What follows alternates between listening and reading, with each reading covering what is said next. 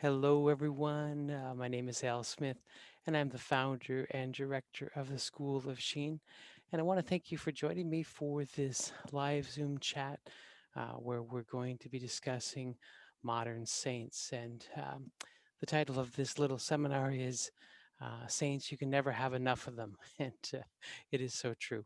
And thank you for everyone who's tuned in. And again, this technology is great. I can bring up everybody's picture on the screen, but I'll leave a few of you off. Just I know everybody likes anonymity, and we'll have time for questions after. But when I think of the lives of the saints and how they have come into many of our lives, I know for myself, I'm your typical Catholic boy. Came up, of course, in the Catholic system, and I say that in the sense that went to Catholic schools through grade school from kindergarten to grade 8, and so of course there was always the talk of the saints. Usually, the school had a saint's name, and again, I think this idea of making the saints your friends was, something that was a normal conversation for a lot of us Catholics. So this topic of saints, I think, is not too foreign for many of us. And I think one thing I found was as I got older, I started to realize that the saints were relatable. Sometimes their stories mimicked my story. And I think that's where I found great consolation, especially many of these newer saints. They seem to have experienced a lot of pain similar to my pain. And I'm not saying that I suffer from a lot of pain. It's just that I think in life's journey, there are losses. And sometimes you lose a brother or a sister or a mother. And many of these saints have similar stories. And so I never forget, I think it was about 25 years old, and I read The Lives of the Saints. And again, many of you have seen these books before. They're, modern saints, and you can get different volumes of them. And I came across a saint that truly inspired me, and that was Blessed Francis Xavier Sealos. And he was a saint that appealed to me because he was called the joyful aestheticist. Now, I don't really understand aestheticism that well, but I'm getting there. I'm getting there.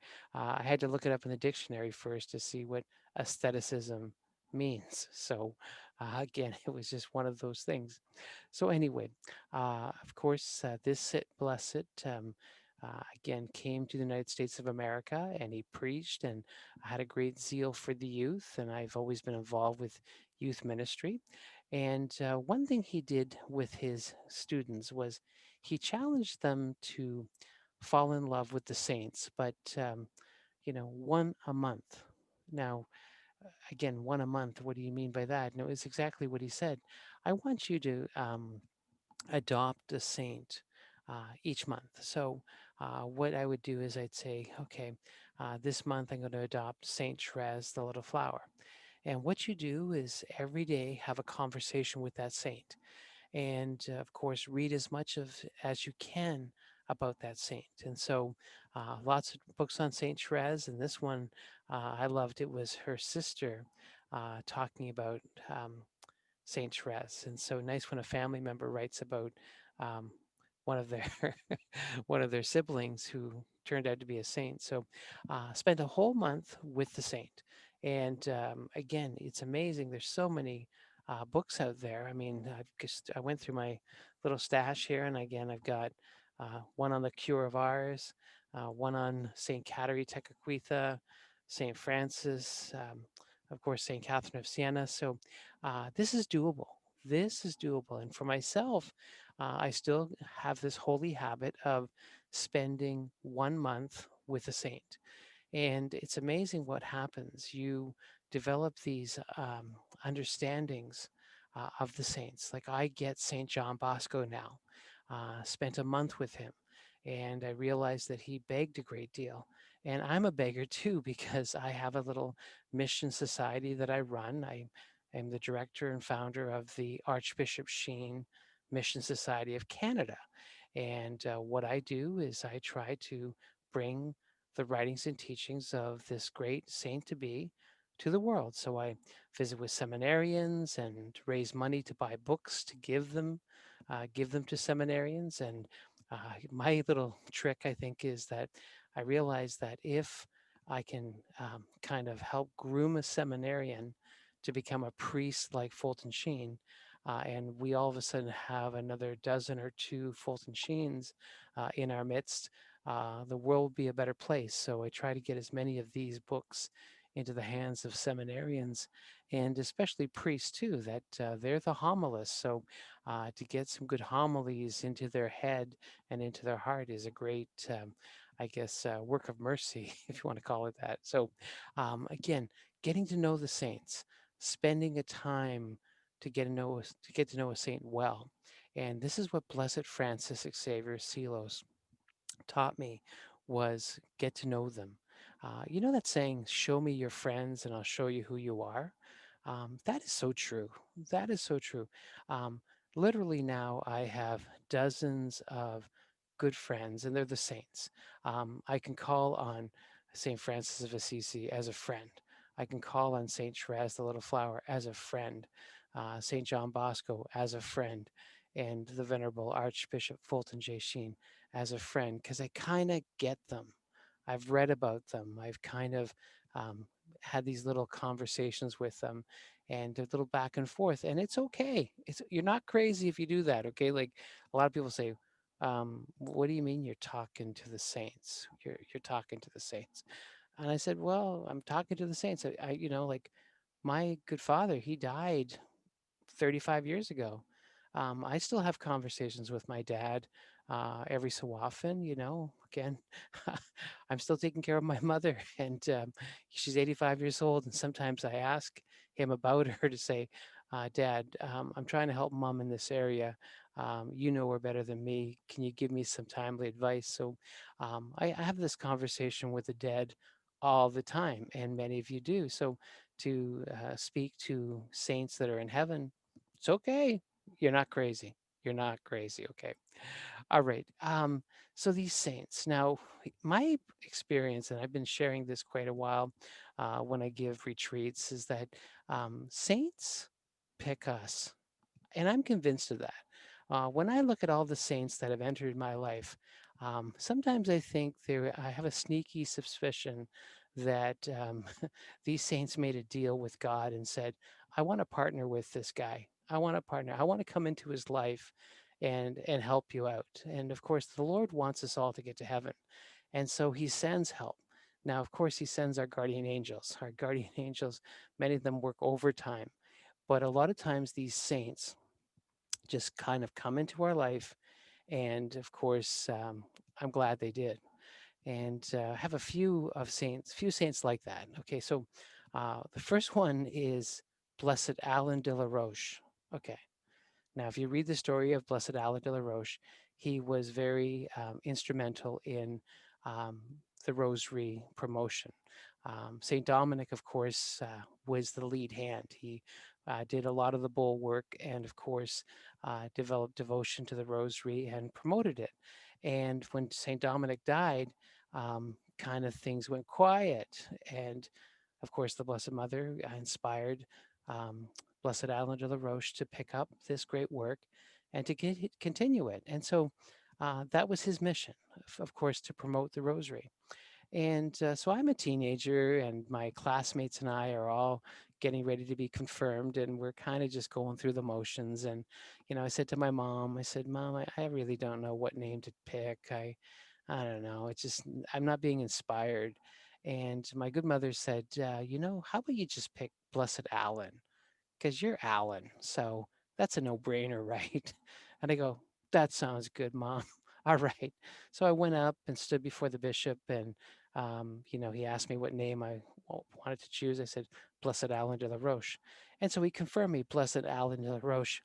And I went back home, had some cake, little party. It was good.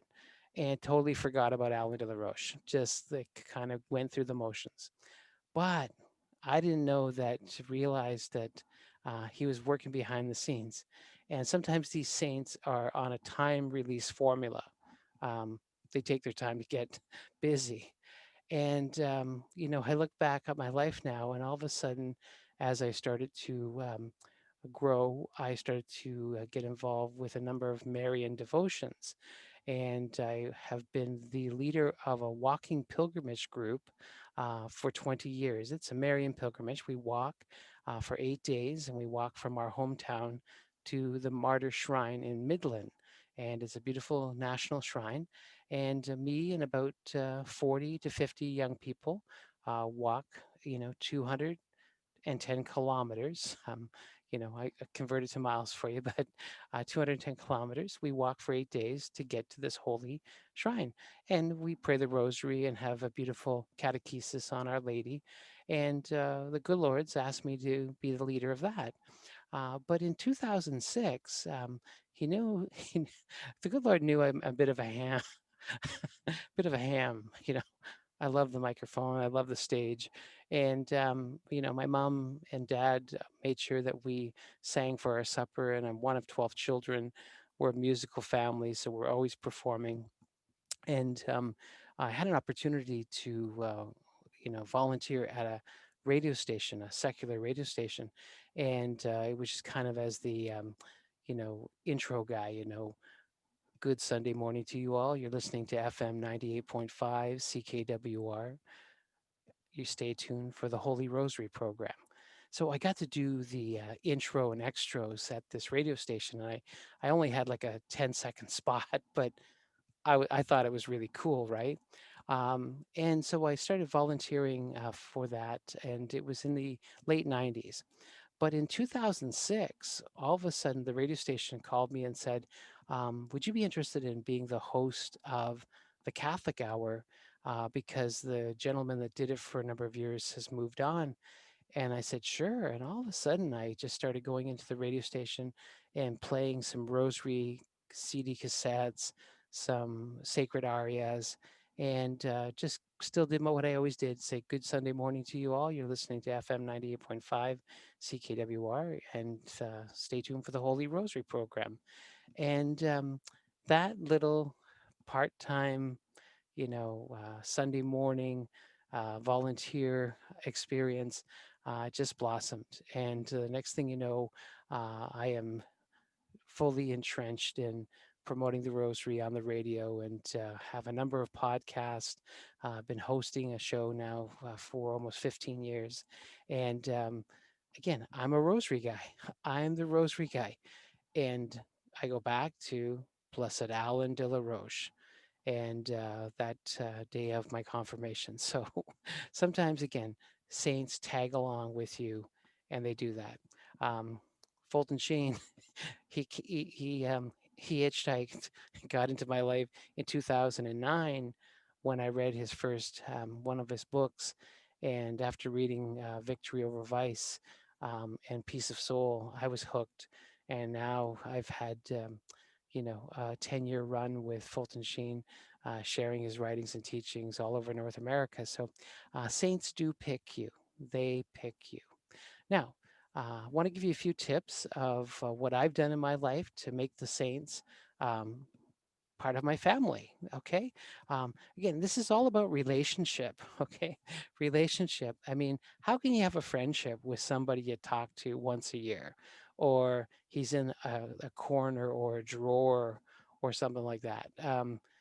You don't. You don't. Okay. So you gotta build relationships, and there's lots of ways to build relationships with the saints. Of course, read the books. As I said, just start to get to know who the saints are. But also, again, these little, modern saints books. These are great. I mean, you'll get uh, such a collection of the saints, and isn't it great that this conference called the Modern Saints Conference? So. Um, Again, a small investment to get this for your family. I mean, your children, I mean, many of us have had that experience of reading the lives of the saints. And when I read the saints' stories, they didn't have many books. And a lot of them had their Bible, Imitation of Christ, a few sacred texts, and they all seem to have lives of the saints. And that's what we need. We need people to inspire us. And so pick up a copy if you don't, if you haven't yet. Okay. People see all the time when I do these shows. I've been doing podcasts for quite a while, and I will say that I'm a blessed man in that people have gifted me holy relics over the years. These are not um, what I call eBay purchases or um, you know uh, Amazon.com or whatever. Although you will see lots of relics for sale on eBay and places like that. And I've always said you have to be very careful, right? Be very careful because there was a lot of abuse for years where people would make up these relics and forgeries and sell them on the market. So um, it's like buying drugs. You don't know what you're getting, right? So no, sorry, not that I know anything about that, but I've read about it. I've read about it. Okay, so so again, these relics that I have been gifted to me by priests and people I trust. And again, it's my story of how saints kind of you know not hijack you, but kind of just say, I want to be with you. I want to be in your life. And I always remember a story I tell all the time of St. Lucy of Syracuse. It's a very beautiful um, story of how this one saint, and I have to, the picture's upstairs. I'm sorry, I don't have it here in my office, but it's a picture of St. Lucy holding her eyes. And of course, she was tortured, and her story is that they plucked her eyes out at the end. And but she wouldn't deny Christ. She was true to the end. And I was fixing a lady's gas fireplace. I'm a plumber, pipe fitter by trade. You'll see my gas man hoodie behind me. It says "Pray, trust, don't worry" on the back of my work clothes, so that when people know I'm fixing their furnace, fixing their fireplace, fixing their gas stove, I just say "Pray, trust, don't worry." You're not going to blow up. You're not going to blow up. I'm here. It's okay. Um, anyway, and that's Padre Pio of Petrocella. He's above my head here, great holy saint that I love.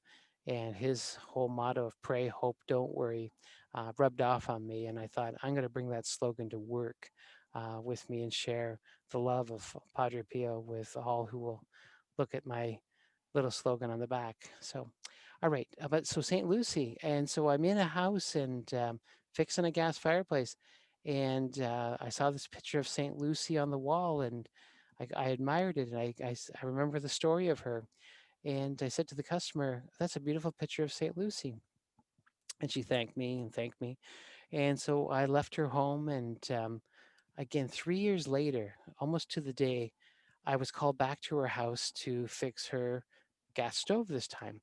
She needed a little bit of help with one of the burners, and I fixed the stove. And as soon as I was leaving to go off to my way, she gave me the picture of St. Lucy and said, you know, you admired this picture 3 years ago, and I remembered that, and I want you to have this picture of St. Lucy. And she gave it to me, and that picture has been in my upstairs little prayer room for quite some time, and she protects my eyes. I have a very dangerous job. I'm using drills all the time, constantly in a construction zone, and I've prayed to her every day to protect my eyes, and she's been very faithful. My eyes have, had some close calls, but never got a direct hit. So. Thank you, St. Lucy. And so I pray to her often. And I pray that she helps protect me from pornography. I spend a lot of time on the computer, and so she's a holy inspiration for me to, be a guardian of my eyes. So saints are a good companion, and I encourage people to have pictures of the saints. I mean, I got pictures of my mother, my kids, but I have pictures of the saints, and I mean, I've got lots of them here. Let's see here. Gonna Now we're gonna do some show and tell here, okay? I mean, now Saint Maria Goretti, she's one of my favorites. Of course, she's up on my wall, and I love her story of Alessandro and her. And again, she just said to him, "Please, I don't want you to violate me. I don't want you to go to hell. please. And of course, Alessandro murdered her. But again, she was witnessing right to the very end. And of course, he converted and had true sorrow when he was in jail. And he was present at her beatification and canonization mass. So, a great story of conversion. But I love Saint Maria Goretti, and she snuck into my life a number of years ago. And again, a friend of mine painted a picture of Saint Maria Goretti, which is more of a modern picture of her. And of course, the streams, the rays are the 14 wounds she received from um, her killer. So, but again, Saint Maria Goretti, and that relic was given to me. Just it just kind of showed up. I was at a pro-life conference, and a woman came up to me and said, I just feel that somehow you should have this relic. And again, it was a great gift. So um, I said, Lord, thank you. You must want St. Maria Goretti in my life. And I've lent this relic to many conferences of young people and shared them. And so, again, she has touched so many lives. And I'll never forget, I was at a men's conference and I was sharing the story of St. Maria Goretti and Alessandro, and Alessandro being her killer. And I was out in the parking lot, and this big boxer. This guy is huge. He's tough as nails. Like I mean, total respect, And he's just bawling like a baby. And so I go up to him and I say, "Hey, buddy, you okay? Can I help you?" And he just says, "Ah, Alessandro," and he was just pouring his heart out saying, I'm the Alessandro. I'm that guy that just keeps pushing women to go farther and farther, all through high school, all through college. I just was constantly putting pressure on women to go farther with me. And I was the Alessandro in so many relationships. And I'm truly sorry. I'm truly sorry. And I tell you, so that beautiful story of Saint Maria Goretti and Alessandro having his conversion in jail, and she appeared to him in a dream, and how again her witness can touch lives. So um, again, these saints are bringing about conversions. They're doing God's work, even from heaven. And what did Saint Therese say? She goes, "I wanted to spend my heaven doing good work on earth." So all right. Another one of the saints I love is this Blessed Chiara Bendano. She's one of the, I don't know, they call them Generation X, Generation Y. I don't know what. Let's just call her a modern saint, okay? And so she died when she was 19 years old, and great had great charism, just on fire as a teenager. But she took sick and had cancer, and she ended up being in the hospital for quite some time.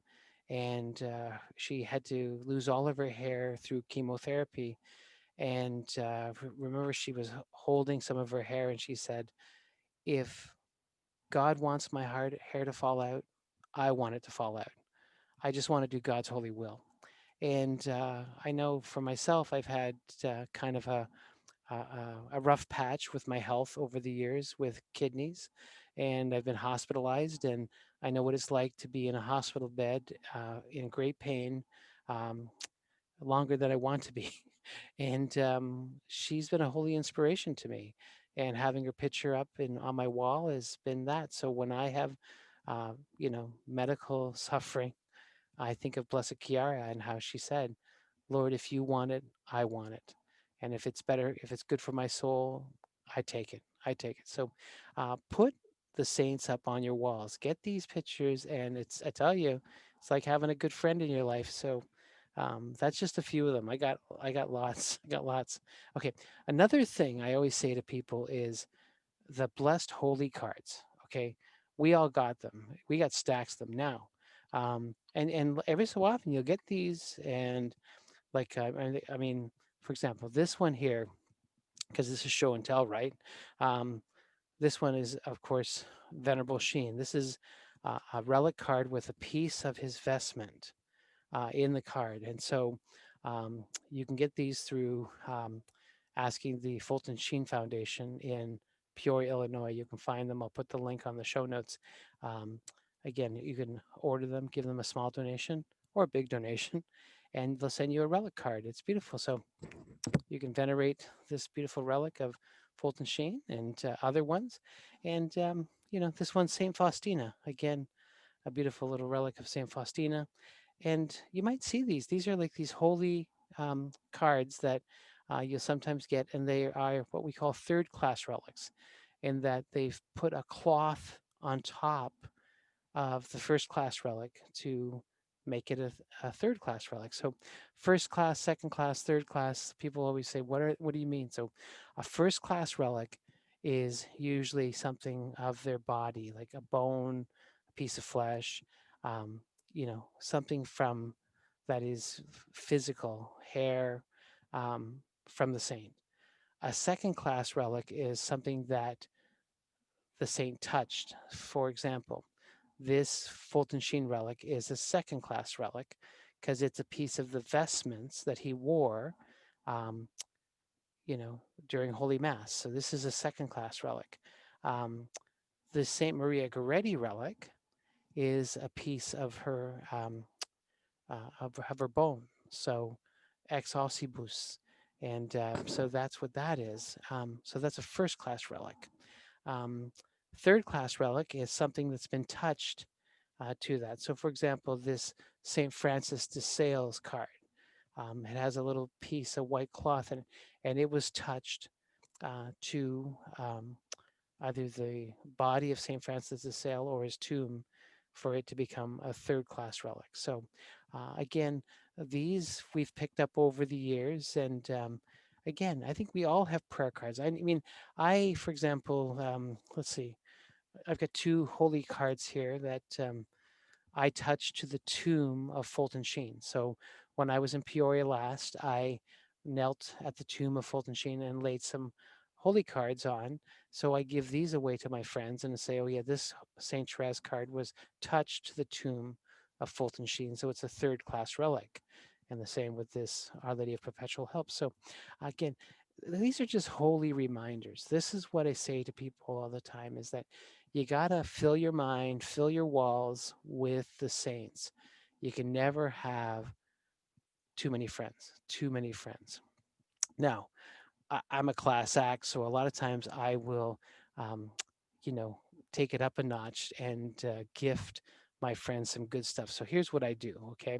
Um, a lot of us have, you know, sometimes I don't want to say memorabilia, but we have a soft spot for some of our family members. I mean, I have the hair of my children. You cut their first their first haircut. So we got bags of our kids' hair, and you've got some of their art and stuff like that. So it's beautiful. Now, I had a situation in my life where um, the good Lord decided to take my grandson after being 6 days old. So my first grandson was born.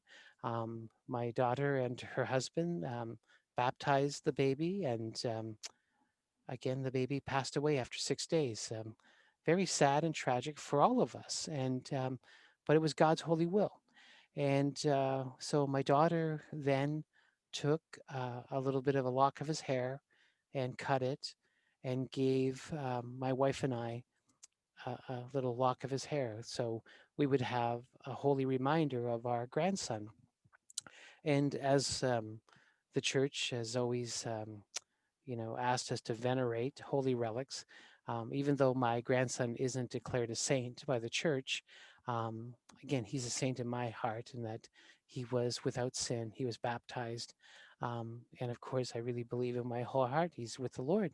And so we took that little locket of hair and put it into a reliquary. And so I have my grandson's um, locket of hair here as a little reliquary, and to give him some veneration. And it's a holy inspiration for me to think of my grandson is in heaven with the Lord, and I ask him often to put a good put a good word or two in for me. So you can do these now. You can buy empty relics.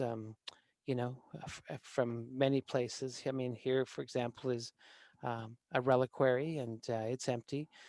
These are thecas. These are called thecas. You can buy these, and they're just little lockets, and that's how that works. And so you can get this and open them up and put your little memento or whatever inside here, and then put it into a reliquary.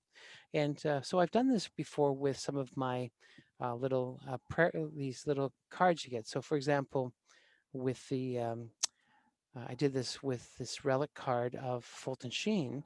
I took again the a little blank theca, and I took the relic and I put it into here and did something like this. Let's see here. Yeah, no, here it is here. So this is the finished product here. This is um, you'll see it says Ex Vestimentis Fulton Sheen. And what I did is I took that little piece of cloth, put it into a reliquary, sorry, a theca, and then I took that theca and put it into here. And then I've got myself a nice, very beautiful reliquary of Fulton Sheen. So I call it homemade art or homemade thing, and it's got a beautiful place of reference here in my house now. So um, again, it's just me. I'm not saying everybody go crazy at home and do all this stuff, but you can see I'm just feeling the love here. I'm not trying to be crazy. I'm not selling these on eBay or anything like that. This is my own house, and yes, I've given you know given one or two away to really good friends of mine that I know will put them in a good place and use them in their own prayer space. So. But again, it's this whole story about the saints. We could never have enough good friends, and people were asking me, they're saying, "What are these relics in the back of your set all the time?" And I just say, "Okay, these are gifts." This one, for example, is um, Father Michael J. McGivney. He's going to be blessed on October 31st. He's going to be beatified. He's Venerable McGivney.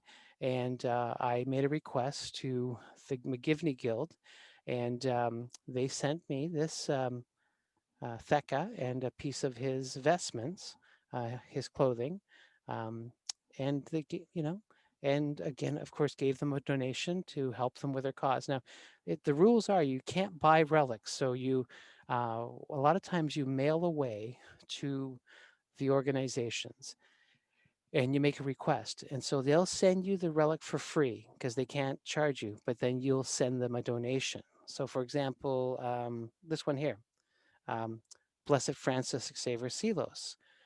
This is a piece of his bone. And I remember many years ago, I wrote to the Sealos Guild and I requested a relic and told them that I would use it in personal devotion. And then they sent me the relic with the Thecka. And then I sent them a donation to help them with their work. And this has been a very treasured um, piece in my prayer room. So again, that's how it works. People ask me all the time, how do you get these relics? Well, you write away to for them. So Blessed Celos, I did that. Same with Venerable McGivney, wrote to the McGivney Guild in the United States, and they sent me a relic. Same with Fulton Sheen.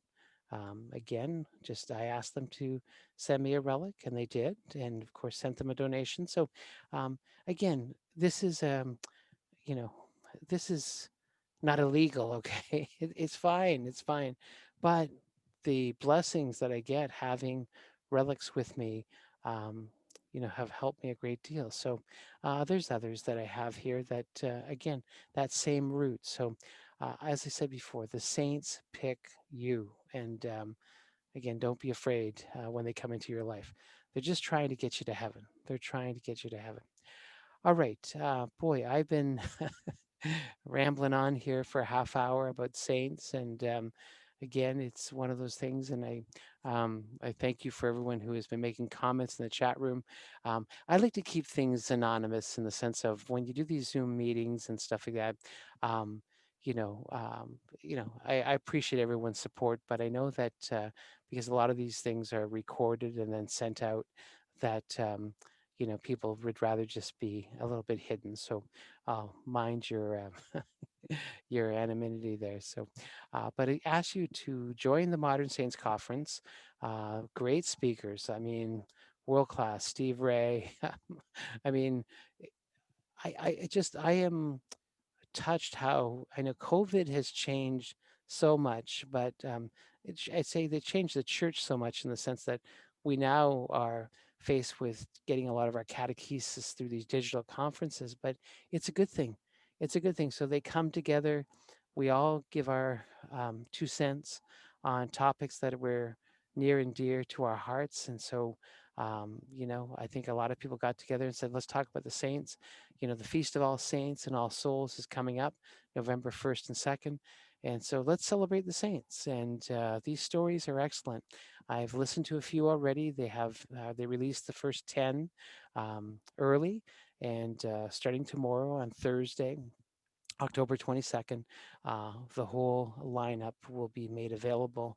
And yours truly will be giving 2 reflections. I give a 15-minute reflection on Fulton Sheen, sharing 5 of his, I guess, timely lessons for us to follow to one day become a saint like him. And then I have an expanded version of, it takes 45 minutes, so I kind of unpackage it a bit more, these 5 main areas that we need to follow to become saints and find peace of soul. So, again, join me tomorrow and on Friday. And again, over 2 dozen speakers sharing about the lives of the saints. So it'll be quite a great time. I know there's a package available that you could purchase the whole set and watch it at your leisure for quite some time. And again, the Smart Catholics community, it's a great bunch of people.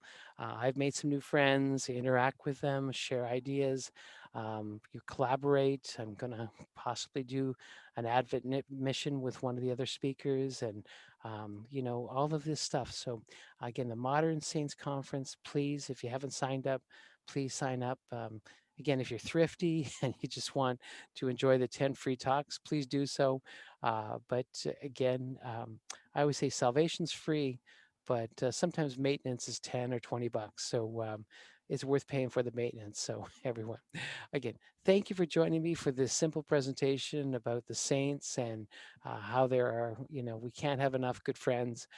As I say, get the saints up on your walls, get some prayer cards, get some relics if you can.